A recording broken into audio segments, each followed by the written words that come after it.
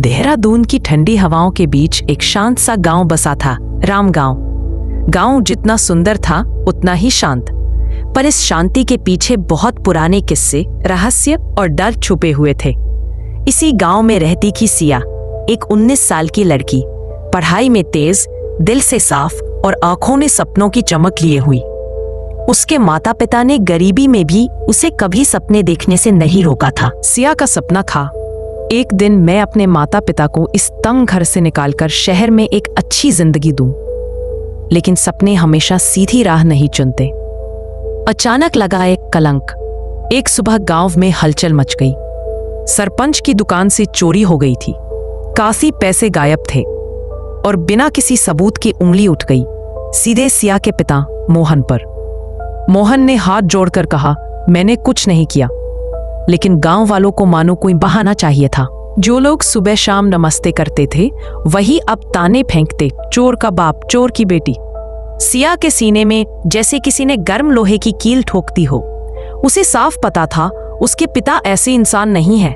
यह कुछ बड़ा खेल था, लेकिन कौन खेल रहा था? उस रात सिया ने फैसला किया, मैं सच ढूंढ कर रहूंगी, चाहे इसके लिए मुझे पूरे गांव से लड़ना पड़े। जंगल की रात और वह रहस्यमयी आवाज। गांव के पीछे एक घना जंगल था। गांव वाले कहते थे, वहां मत जाना, वहां एक काला साया घूमता है। पर डर से बड़ी चीज सिया का गुस्सा और दुख था। उसने सोचा चोरी के बाद वाला रास्ता शायद कुछ बताए।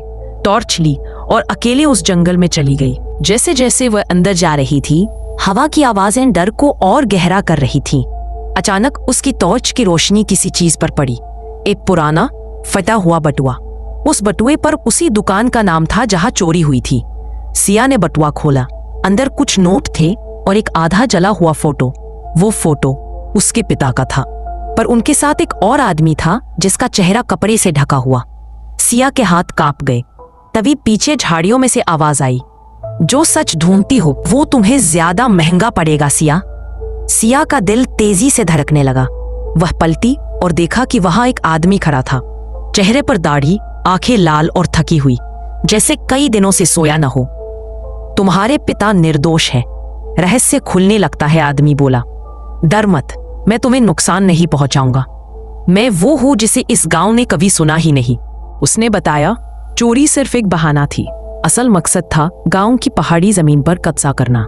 सरपंच ने शहर के एक बड़े बिजनेसमैन से मिलकर प्लान बनाया था, लेकिन मोहन, सिया के पिता, इस जमीन को बेचने के खिलाफ थे, इसलिए उन्हें फंसाना जरूरी था। वह रहस्यमयी आदमी बोला, मैं सरपंच के लिए काम करता था, लेकिन जब मैंने देखा कि वो एक बेगुनाह को बर्बाद करने पर तुला है तो मैं भाग आया। लेकिन उसके पास सबूत भी थे। बटुए में मिले नोट उन्हीं पैसों का हिस्सा थे जो सरपंच ने चोरी का ढोंग रचने के लिए दिए थे। फोटो में जो आदमी छुपा हुआ था वह यही अजनबी था। सिया की आंखें भर आईं, लेकिन डर में भी एक चमक थी। सच उसके हाथ में था। ओजा सिया का साहस और अंतिम टकराव। अगली सुबह सिया सीधे पुलिस स्टेशन गई। सरपंच ने कोशिश की कि उसे रोका जाए, बदनाम किया जाए, लेकिन सिया अकेली नहीं थी। वह अजनबी उसके साथ आया था गवाही देने। सिया ने सारी बात पुलिस को बताई, सबूत दिखाए, आवाज की रिकॉर्डिंग, फोटो, बटुआ, सब कुछ। कुछ दिनों की जांच के बाद सच पूरी तरह सामने आ गया। सरपंच गिरफ्तार हो गया, बिजनेसमैन पर केस दर्ज हुआ और मोहन बरी हो गए। गांव वालों ने कदमी में झुककर माफी मांगी, लेकिन सिया ने सिर्फ इतना कहा, गलती सबसे होती है, पर सच्चाई किसी के सामने झुकती नहीं। नया सवेरा, जिंदगी की रोशनी। कई महीनों बाद गांव की उसी पहाड़ी पर अब एक छोटा सा स्कूल था जिसका नाम था उम्मीद। सिया खुद बच्चों को पढ़ाती थी। वह हर बच्चे से यही कहती, डर से आगे जहां हिम्मत होती है वही सच की रोशनी मिलती है। और गांव में आज भी लोग कहते हैं, उस शोर के उस पार एक लड़की की आवाज गूंजी थी जिसने पूरी अंधेरी रात को सुबह में बदल दिया।